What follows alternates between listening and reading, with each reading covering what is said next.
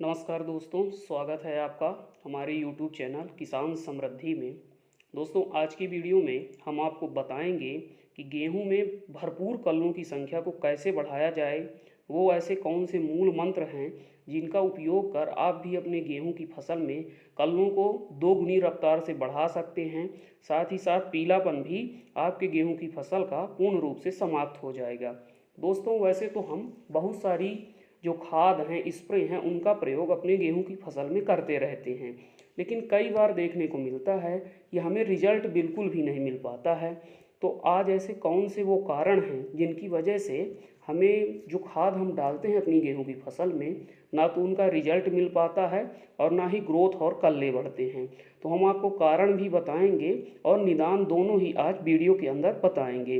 बस दोस्तों, आपको वीडियो के अंत तक हमारे साथ बने रहना है तथा जो किसान भाई चैनल पर पहली बार वीडियो देख रहे हैं वो चैनल को सब्सक्राइब जरूर कर लें और पास में बनी बेल आइकन की घंटी को भी दबा लें, जिससे खेती से संबंधित नई नई वीडियो समय समय पर आप सभी को प्राप्त होती रहे। तो चलिए दोस्तों, हम सबसे पहले बात कर लेते हैं कि आखिर वो कौन से कारण हैं जिनके वजह से हमारी जो गेहूं की फसल है उसकी ग्रोथ नहीं हो पा रही है और कल्ले नहीं बढ़ पा रहे हैं।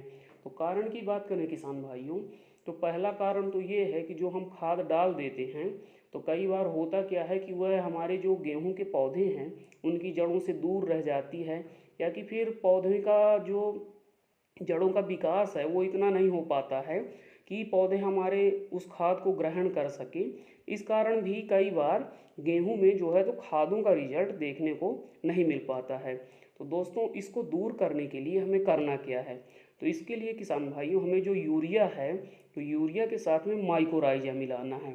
माइकोराइजा एक मित्र फफूंद होता है जिसका काम ही है मिट्टी और पौधों की जड़ों के बीच में सहजीवी संबंध बनाना, जिसके कारण यह जड़ और मिट्टी को आसानी से जोड़ देता है और फिर हमारे पौधे जड़ों के माध्यम से और माइकोराइजा जो मित्र फफूंद है इसके प्रभाव से आसानी से पोषक तत्वों को ग्रहण कर पाते हैं।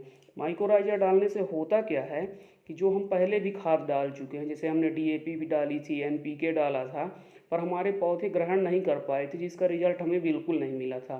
तो जब आप माइकोराइजा डाल देंगे तो उसका भी असर आपके खेत में, आपकी फसल में देखने को मिलने लगेगा, क्योंकि माइकोराइजा जड़ों तक सारे पोषक तत्वों को आसानी से पहुंचाएगा।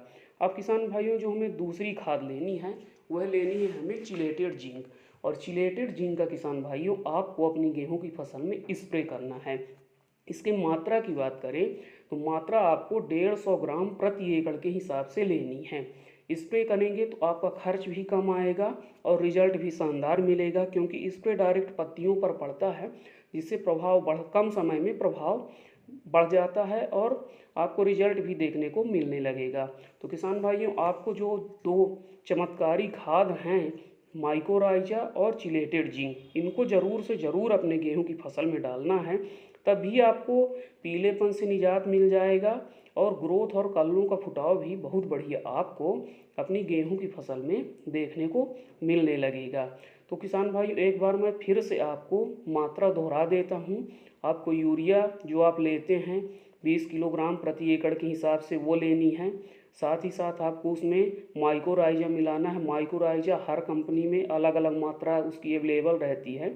जैसे अगर माइकोर आप लेते हैं धनुका का तो 4 किलोग्राम प्रति एकड़ के हिसाब से पड़ेगा 1 एकड़ में। और वहीं यदि आप श्रीराम का जीवा इस्तेमाल करते हैं तो वो मात्र 2.5 किलोग्राम प्रति एकड़ के हिसाब से पड़ेगा।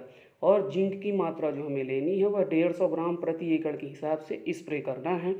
इन दोनों खादों को डालने के बाद आपको आपके गेहूं की फसल में भरपूर कल्ले और ग्रोथ देखने को मिलेगी।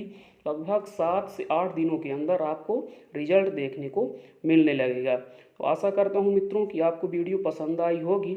आपसे अनुरोध है कि वीडियो को लाइक करें, चैनल को सब्सक्राइब करें तथा अन्य किसान भाइयों को भी शेयर कर दें, जिससे सभी को खेती से संबंधित नई नई जानकारी समय समय पर प्राप्त होती रहे।